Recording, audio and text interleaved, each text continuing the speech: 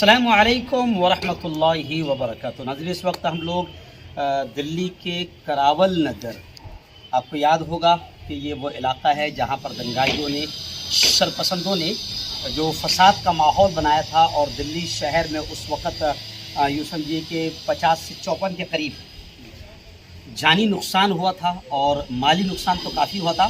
اس مسجد میں اس وقت ہم آئے ہیں، جمعیت علماء کے ہمارے یہاں کے ذمہ داروں میں سے مفتی عبدالرازق صاحب ہے، مولانا مفتی عبدالقدیر صاحب ہے، ایسے ہی مہاراشٹر کی ہماری وائرل نیوز لائیو کی ٹیم، تحفظ دین میڈیا کی ٹیم، سب یہاں پر موجود ہے۔ ایسی الہند یوٹیوب چینل ہے، وہ بھی یہاں پر موجود ہے۔ مفتی عبدالرازق صاحب یہاں پر موجود ہے، اور خاص طور سے میں آپ کو بتاؤں گا کہ یہ وہی مینار ہے، اور اس کی طرف تھوڑا کیمرہ آپ گھما لیں۔ یہ وہی مینار ہے کہ جہاں پر شرپسندوں نے یہاں پر خطبہ جھنڈا لہرایا تھا، اور اسی مسجد کے مین گیٹ پر مورتی بھی لا کر رکھی تھی، لیکن اللہ رب العزت کا شکر ہے کہ ماحول جس طریقے سے بھی کنٹرول ہوا۔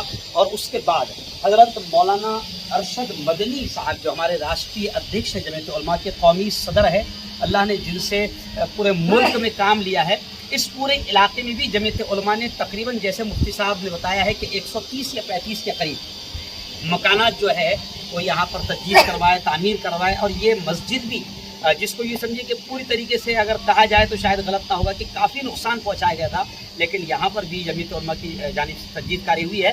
میں چاہوں گا مفتی عبدالرازق صاحب سے، جو یہاں ذمہ دار بھی ہے، اور پورا کام جو دلی میں جو 2-3 علاقے جہاں بھی جو فساد متاثرین علاقے ہیں وہاں پر مفتی صاحب نے کام کیا ہے، میں چاہوں گا کہ مفتی صاحب تھوڑا سا اس کی تفصیلی رپورٹ آپ بتا دیں۔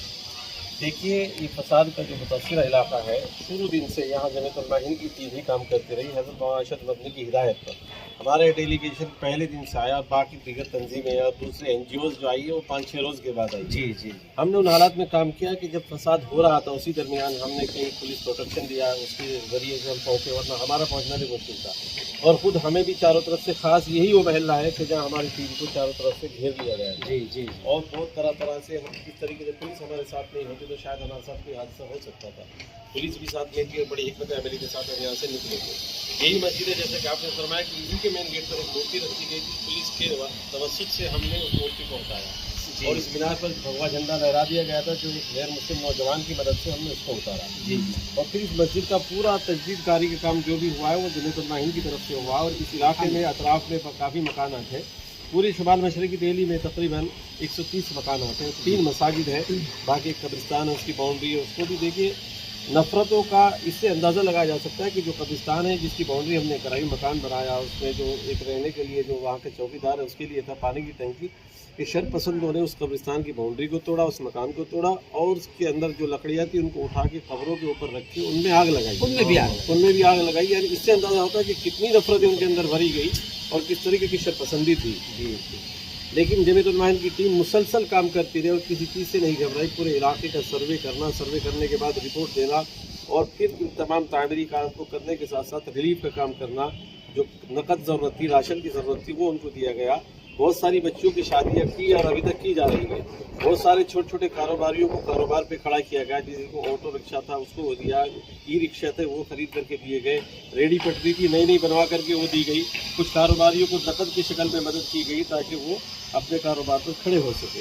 اسی طریقے سے جو لوگ ناحق مقدمات کے اندر پھنسائے گئے ہیں، بے قصور تھے، ان کے مقدمات کی پیروی جمعیت علماء ہند تقریباً اس وقت 140 مقدمات ہیں، جن میں سے الحمدللہ 65 ضمانتیں اب تک ہو چکی ہیں، اور باقی قریب میں اور ضمانتیں ہونے کی امید ہے، کیونکہ مقدمات کی پیروی بھی ہو رہی ہے۔ اور لوگوں کی مدد کا سلسلہ، اور شادیوں کا، جو بچوں کی شادیاں ہونی تھی، ان کے جہیز کے سامان جلا دیے گئے تھے، یا ان کے گھروں میں جو کچھ سامان تھا لوٹ لیا گیا تھا، ان کی شادیوں کا سلسلہ بھی ابھی تک جاری ہے۔ مکانات کا تعمیری کام، مساجد کا تعمیری کام الحمدللہ مکمل ہو چکا، لیکن دوسری طرح کی قانونی مدد اور ان کی جو اقتصادی مدد ہے وہ ابھی جاری ہے، اور اس میں کام چل رہا ہے۔ لیکن بہرحال یہ وہ علاقہ ہے کہ جس میں منتشر ہے مسلمان۔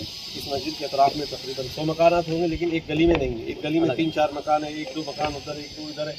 اس علاقے میں اللہ کا فضل یہ رہا کہ جانی نقصان نہیں ہوا، باقی دیگر علاقوں میں جانی نقصان ہوا ہے۔ البتہ مالی نقصان تو ایک طرفہ ہی ہوا ہے۔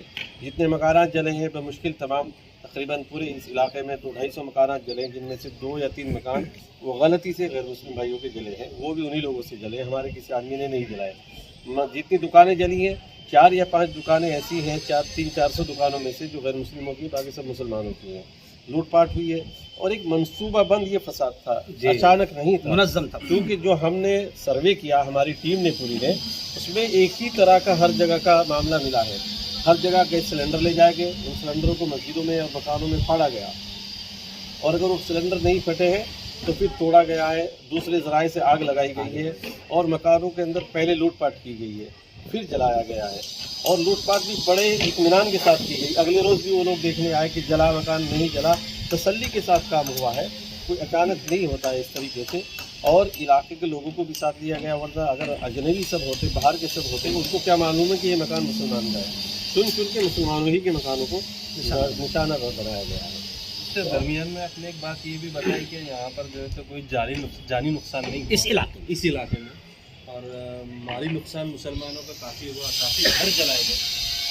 एक बात मुतजाद इसमें हो रही है, जब घर जलेगा तो जो अंदर ही मिलेगा, तो इसकी क्या शक्ल है कि उन्होंने घर वालों को बाहर निकाला लूटपाट के साथ, उसके बाद मकान जलाया। देखिए, हमने ये बात पुलिस के सामने भी रखी, जब पुलिस वालों ने हमसे कहा कि भाई बहुत सारे मकानों में हमने लोगों को बचाया है, जैसे अभी शर्म विहार शिव विहार एक इलाका है जी वहाँ पे मुसलमानों का ज़्यादा नुकसान हुआ, तो कहा हमने लोगों को यहाँ से भी घरों से निकाला है और हमने उनको मुस्लिम इलाकों में पहुँचा दिया ताकि वो हिफाजत रह सके। हमने पुलिस से भी ये कहा कि ये आपने अपनी जिम्मेदारी को पूरा नहीं किया। पुलिस की जिम्मेदारी ये थी वो अपने मकानों में होते और वहीं उनकी हिफाजत की जाती है। आपने तो उनको मकानों से निकाला, एक बज़ाहिर तो ये एक अच्छा लगता है कि भाई हमने इनकी हिफाजत कर ली निकाल के, लेकिन उन दूसरे लोगों को मौका दिया कि जब ये निकल के चले गए, लूटपाट की और उसके बाद जलाए गए। जी ये भी मुमकिन था कि ये लोग रहते और मकामी लोगों को पहचान लेते हुए कौन लूटपाट कर रहे हैं, तो वो पहचान भी नहीं पाए क्योंकि उनको वहाँ से निकाल लिया गया। तो पुलिस ने कहा कि आपको खतरा है, आप ये इलाका छोड़ दें।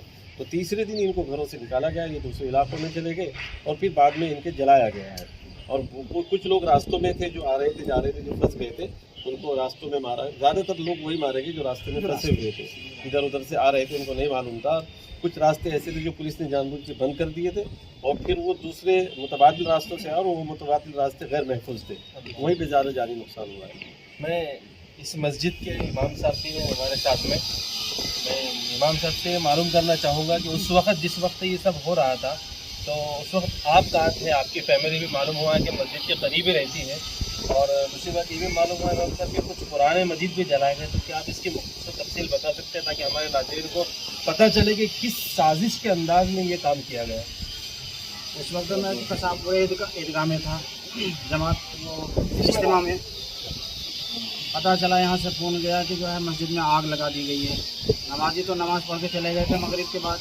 मगरिब और इशा के दरमियान जो है दंगाइयों ने आकर आग लगाई। कुरान रखे हुए थे और जो है सिपारे रखे हुए थे। आस पड़ोस के घरों से, मकानों से मुसलमानों के जो गद्दे और जो है रजाई ये सब ला के वहाँ पे आग लगाई। किसी से इत्तला ये मिली कि पेशाब भी करा, शराब की बोतलें भी रखी, कुरान की बेहुरमती की गई, और कुरान जो मसाजिद में जो सामान थे उसको लूट पाट किया गया। सिलेंडर ले जा लूट के ले गए, और दूसरे सामान थे, पंखे वगैरह थे जो इस्तेमाल के थे, जो पैक थे वो तो ले गए, जो लगे हुए थे उनको जो जला दिए गए, तोड़ फोड़ के कर दिए गए। बाकी मसाजिद के काफ़ी नुकसान हुए हैं। और हमारे बच्चे जो रातों रात उस दिन यानी 24 की रात को ऐसा के फजर से कबल 4 बजे इधर अलवी नगर है उधर को चले गए थे, रातों रात ताला बंद करके अपनी जान बचा कर जो है हाँ किसी तरीके से चले गए। और बाकी लोग जो है वहीं थे मकानात में, लेकिन जिन लोगों को जो खबर मिलती हो रही वो लोग भी जो है भागने की कोशिश की, रातों रात निकल गए। जो लोग रह गए तो 1-2 मकान में जो है कुछ आदमी थे, उनको जो पुलिस वालों ने निकाला किसी तरीके से। मैं ये बात आपसे दोबारा इसलिए पूछ रहा हूँ, जैसे मुफ्ती साहब ने बता चुकी है ये बात, लेकिन मुफ्ती साहब इनके साथ के अहबाब जो है ये होने के बाद उस वक्त यहाँ पहुँचे, लेकिन आपसे मैं दोबारा इसलिए पूछ रहा हूँ इसलिए कि आप यहाँ के रहने वाले थे, तो क्या वाकई मुसलमानों के घर जो जलाए गए मुकम्मल पहले निशानदही की गई फिर जलाए गए?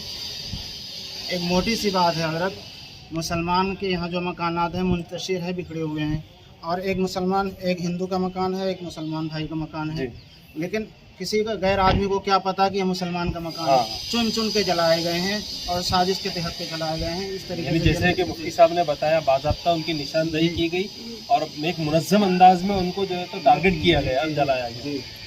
नाज़रीन, दिल्ली फसाद की जो तस्वीर है, पूरी जो बातें सामने आई है, हम लोगों ने रिपोर्टिंग भी किया था, लेकिन आज हम लोग ग्राउंड पर यहाँ पर मौजूद है। मुफ्ती अब्दुल राज़िक़ साहब और मुफ्ती अब्दुल क़दीर साहब की मेहरबानी कि उन्होंने यहाँ तक कि हमको लाया है। लेकिन आप समझ सकते हैं کہ یہ ملک کی راجدھانی دلی ہے اور دلی فساد جس طریقے سے ہوا ہے پوری دنیا میں ملک کی چھوی خراب ہوئی اور یہاں بالکل اسپشٹ طور پر یہ مانا جا سکتا ہے, کہا جا سکتا ہے کہ اس میں انتظامیہ, دلی سرکار, گورنمنٹ پوری طریقے سے ذمہ دار ہے. کیونکہ اس وقت کیجریوال جی کا بھی جو بیان آیا تھا وہ بڑا افسوسناک بیان تھا کہ پولیس میرے ہاتھ میں نہیں ہے, میرے قبضے میں نہیں ہے. تو خیر ملک میں یہ ایسے حالات بنائے جا رہے ہیں. ہم تمام سے یہ بھی اپیل کریں گے ناظرین سے کہ اپنے اپنے علاقوں میں ہم راشٹری ایکتا کا, پیار کا, محبت کا ماحول بنائے رکھیں اور ساتھ ہی جس طریقے سے بھی ہم مانو سیوا کر سکتے ہیں اور ایکتا کے ماحول میں جس طریقے سے ہم اپنے برادران وطن کے ساتھ میں اچھے تعلقات قائم کر سکتے ہیں اس کو ضرور کریں تاکہ فرقہ پرستوں کے منصوبے ناکام ہوں.